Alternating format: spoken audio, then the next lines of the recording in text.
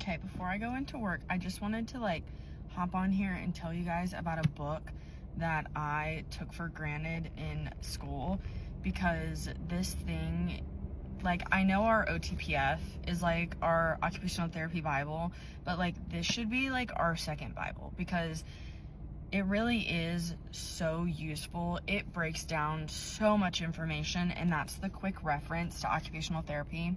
Mine is I have a bin in the back of my car with all my textbooks that I used in OT school, and this one sits on the top because I like to grab it and just refresh and go through it. It is amazing. So for example, this is the only page I flipped to, cubital tunnel syndrome. It breaks down a description of what it is, what causes it, the assessments that you apply when you're trying to assess and see if somebody has cubital tunnel syndrome, the instruments that you use, problems that it causes, and then it breaks down within what occupation. So problems within ADLs, IADLs, problems within education, work, sleep, leisure, sensory motor, education, play, social participation. Now, granted, I work in peds, so I mean, you're not necessarily going to see cubital tunnel syndrome in children very often.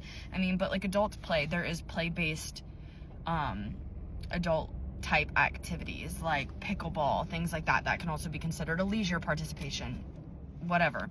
But for example, with play, provide education to prevent reoccurrence of symptoms caused by leisure activities. So there's that in between fine line of play and leisure for adults. But I wanted to come on here and talk to y'all about it, because not only does it break down the problems and what how it affects each section, it also gives you treatment and intervention ideas. So especially for new grads, this is a chunk of treatment and intervention ideas, and it fully carries over onto this side. If you're a new grad, take a peek in this book just to get a general understanding, especially if you're struggling. Say you have a total shoulder and you're okay, we've done all these active range of motion exercises, now what do we do? How do we progress? How do we grade up? How do you grade it down? Things like that. This book is gonna give you ideas, and I wish I would have looked in this earlier on in my program, because it really is so beneficial, and I took it for granted. And I know a lot of schools require you to have this. There is a new version.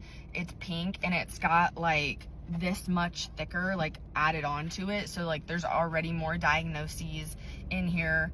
I wish this had more peds diagnoses and things along those lines, because it's more for the adult population or geriatric. But it breaks it down into developmental disorders, sensory disorders, nervous system, cardiopulmonary, hand and wrist, musculoskeletal, systematic, typical injuries, skin disorders, and so on, cognitive. So this really is it should go along with our OTPF as that's our Bible. Well, this is another version of our OT Bible, because it is that beneficial. So take a look, because it's amazing, and don't take it for granted like I did.